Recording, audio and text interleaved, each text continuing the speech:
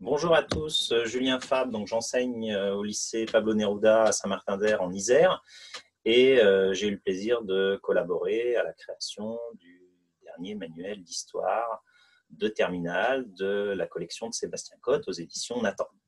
Alors j'étais en charge du 11e et dernier chapitre du programme consacré aux évolutions constitutionnelles et juridiques de la République française depuis les années 1990 et nous avions décidé dans le cadre de ce chapitre de créer une double page passé-présent que je vais maintenant vous présenter.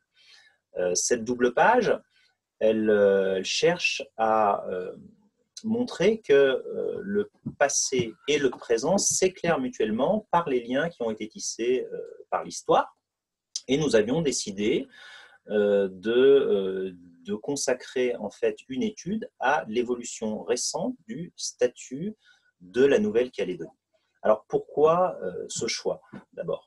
Eh bien parce que le programme nous invite à présenter les réformes constitutionnelles majeures qui ont été mises en place depuis les années 1990, notamment pour le processus d'approfondissement de la décentralisation, qui est un point de passage obligatoire du programme. Or, l'outre-mer tient une place centrale dans ce processus de décentralisation. À cet égard, la Nouvelle-Calédonie, comme les autres territoires d'outre-mer, est un bon exemple pour montrer aux élèves que les liens qui unissent la métropole à ses anciennes colonies sont des liens complexes et évolutifs. Ensuite, la Nouvelle-Calédonie est intéressante aussi parce que, contrairement à d'autres territoires qui ont décidé de renforcer les liens qui les unissent à la métropole, eh bien, en Nouvelle-Calédonie s'invente un processus en fait d'autodétermination avec des référendums sur l'indépendance. Les élèves ont pu entendre parler du référendum qui s'est tenu le 4 novembre 2018, mais ils entendront certainement parler de celui qui se tiendra durant l'année 2020, ou en tout cas avant 2022. Et ainsi, notre double page aura des liens extrêmement forts avec l'actualité. Alors voici notre double page, vous l'avez maintenant sous les yeux. Elle s'intitule « Comment la Nouvelle-Calédonie accède-t-elle à l'autodétermination ?» Dans une première partie, sur la page de gauche, nous avons voulu présenter les violences postcoloniales qui se sont développées à la fin des années 1980, dont les mémoires marquent encore aujourd'hui l'île.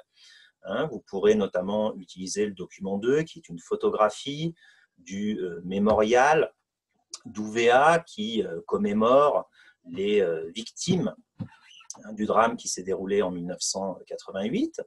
Et ainsi, les élèves pourront prendre conscience que les ombres de cette période, de la fin des années 80, eh bien, influencent encore aujourd'hui le rôle des acteurs sur l'île, notamment avec la mise en place du processus d'autodétermination qui pourrait porter à l'indépendance de l'île.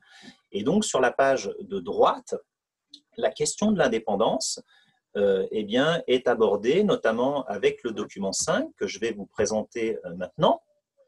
Ce document 5, c'est une carte interactive que nous avons créée avec nos infographistes à partir des données, des résultats du référendum qui s'est tenu le 4 novembre 2018. Lors de ce référendum, la population calédonienne a voté pour ou contre l'indépendance. Cette carte a été construite d'abord pour mettre en avant la division spatiale du vote, puisque le nord de l'île a voté majoritairement oui au référendum et donc oui à l'indépendance, et que cette partie nord de l'île est peuplée de populations kanak, alors que le sud de l'île, où se concentre la population se déclarant européenne, a, elle, voté pour le maintien dans la République française. Donc ce contraste,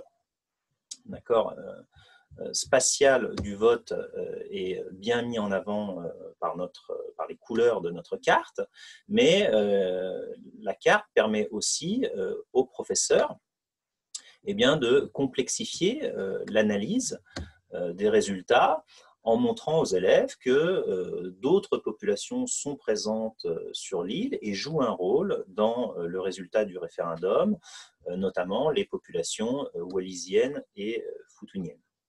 Ainsi, notre questionnement permet eh d'observer le passé, de faire le lien avec le présent et ainsi d'expliquer les raisons passées et présentes qui amènent à l'autodétermination de la Nouvelle-Calédonie, notamment en expliquant le rôle joué par l'État dans le processus d'autodétermination. Voilà, j'espère que vous avoir donné envie de feuilleter ce manuel d'histoire de terminale et je vous remercie.